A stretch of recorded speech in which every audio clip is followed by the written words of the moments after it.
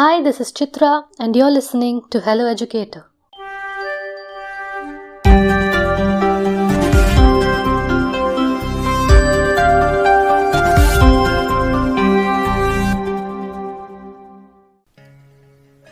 It's time for another episode of Mango Science Radio.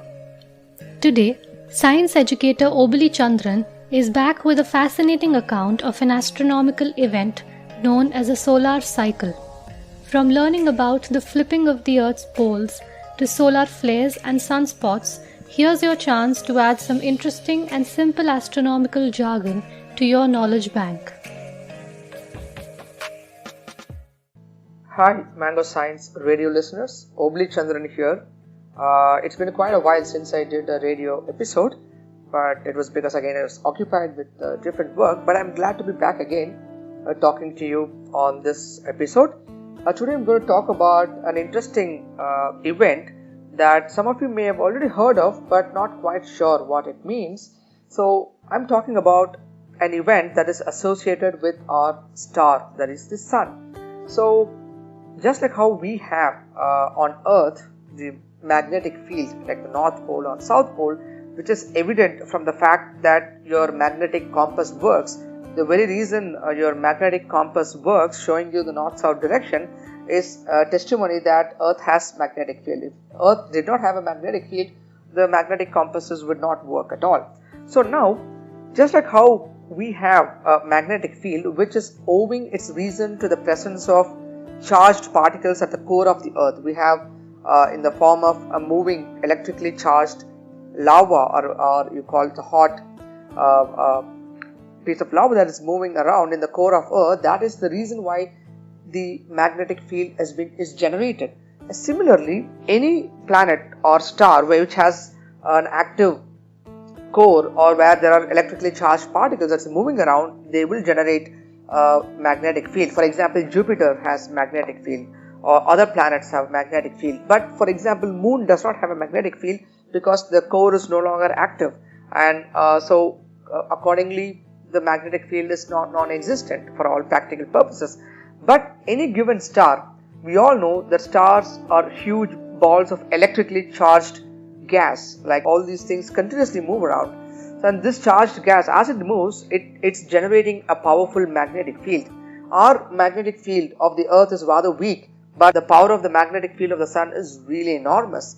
So, there's another interesting thing. Even as we speak here on Earth, the North Pole and South Pole, the polarity of the magnetic field keeps continuously changing. It moves. So after a given point of time, what is today known as the North Pole will eventually flip to become the South Pole. So the North Pole and South Pole keep changing, like they flip their polarity in a fixed frequency of time. A similar thing happens on the Sun, and we call it a solar cycle, where the North Pole of the magnetic field, the North Pole of the magnetic field of the Sun and the South Pole, they flip once in every 11 years, and you call it a solar cycle. So now why am I talking about this in this particular episode is because the one such a cycle has just begun for our Sun. So it is going for the next 11 years, a new cycle, I can rather say it, a new solar cycle has begun for our Sun. So let me explain you what this solar cycle means. Like I said, the polarity of the Sun's North Pole and South Pole switch places once about every 11 years. Okay, so now here we are on Earth, we have a magnetic compass and we have the compass to tell us which is north and which is south, and over time when the polarity flips, our magnetic compass will respond accordingly. By changing direction, we will know if the polarity is actually flipping. So how do we do something or find something if the polarity of the Sun is actually changing? We can't obviously go to the surface of the Sun, have a magnetic compass and check for the polarity shift. But again, there's another way which scientists use to keep track of the movement of this polarity, the North Poles and South Poles of the Sun, the magnetic North Poles and South Poles. The one way is by observing the solar activity on the surface of the Sun. Sun, we all know, is very active, currently in its mid ages, and it's very well active, and it's still pumping out a lot of energy, keeping the entire living system here on Earth going on. The solar activity, what I mean by here is not the the default functioning of the sun, that is by way of generating the light and heat required for life or all the other planets to receive the warmth, or the gravity to keep moving around the sun. But I'm talking about the surface level activity in terms of, for example, solar flares, or sometimes you call coronal mass ejections, where huge chunk of materials are spewed out of the sun from the surface, and also sunspots. Sunspots are relatively dark spots that you can find on the sun. If you have a proper solar filter and we have good binoculars attached to the solar filter, or a telescope attached to the solar filter, if the sunspots are really lot in the sun, you can see like small black dots on the surface of the sun. You call them solar or sunspots. So those sunspots are nothing but the regions on the surface of the sun that are relatively colder compared to the rest of the sun.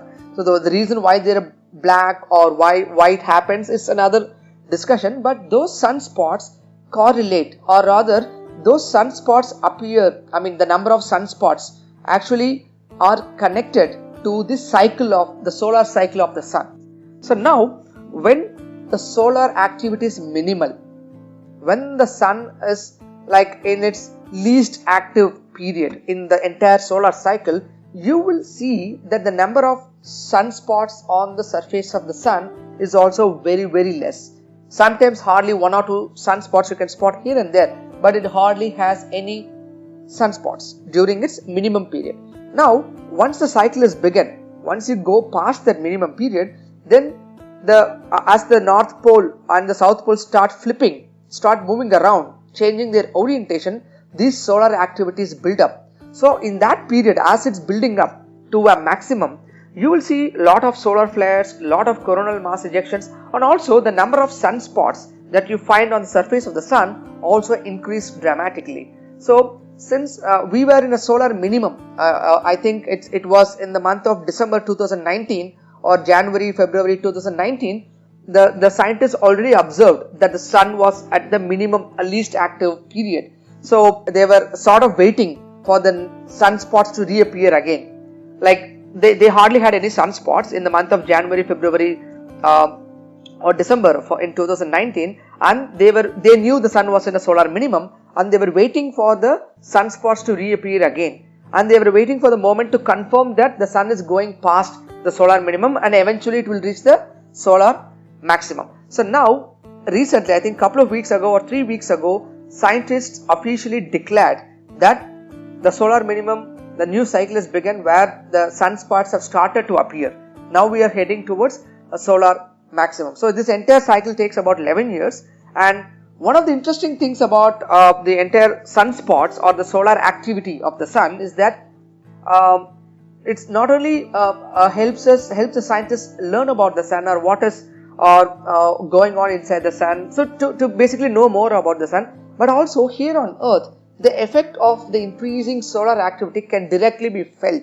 Sometimes it can be harmful, sometimes it can be wonderful to watch, because the northern lights and the southern lights that you're normally used to, you call them aurora borealis and aurora australis, that is in the northern hemisphere and southern hemisphere, where you see the green colored light that is like spread across the sky. If you are in northern latitudes like in Norway or in Iceland, in close to Arctic circles, the reason you get those northern lights is because the solar activity of the sun, the materials thrown out from the surface of the sun, if they are headed in the direction of the earth and they interact with the particles on the earth's atmosphere like oxygen and nitrogen, and they emit these beautiful colored lights that you see in the sky. And since earth behaves like a magnet, all these charged particles are guided towards the poles. Like even if you take a magnet, you see the magnet's maximum strength is at the ends, not in the middle. So just like that, all the charged particles are guided towards the poles, and that is the reason why you observe these lights closer to the poles or the northerly latitudes or much southerly latitudes. So now when the solar activity increases, it is natural that more and more number of particles are headed towards Earth from the sun, and you will see the increased activity in the northern lights or the southern lights, which is, of course, if you're planning for a visit to Norway or Iceland to observe these northern lights, the coming years will be very, very fruitful, because your probability of observing the northern lights are higher, because the sun is getting into an active mode. Okay, that is one thing. That is the good part of it. But there is another part of it that is also harmful, like these solar activities, when there is a huge coronal mass ejections or solar wind that is headed towards the earth and they happen to hit earth, like they can damage the satellites that are orbiting, the electronics in the satellite, or even on a really big massive solar wind or a solar storm as you call it, even the electricity grid on earth could be impacted. At the worst case could be a global power outage, like an entire world goes out of power because of the interference of the solar wind with the electrical grid system.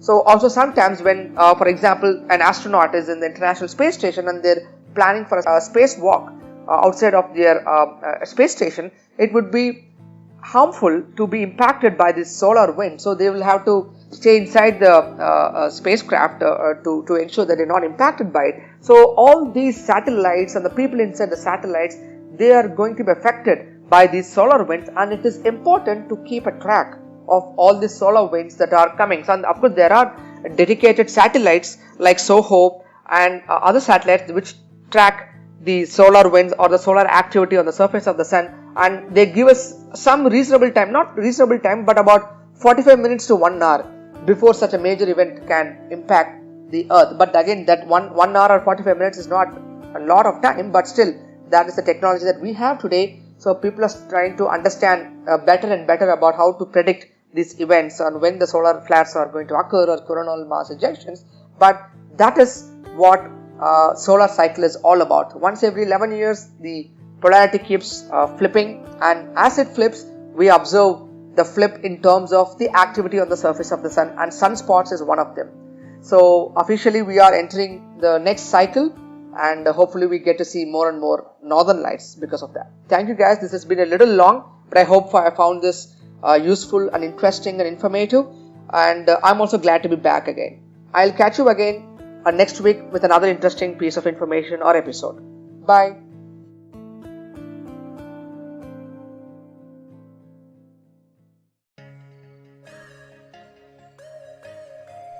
I hope you enjoyed this episode.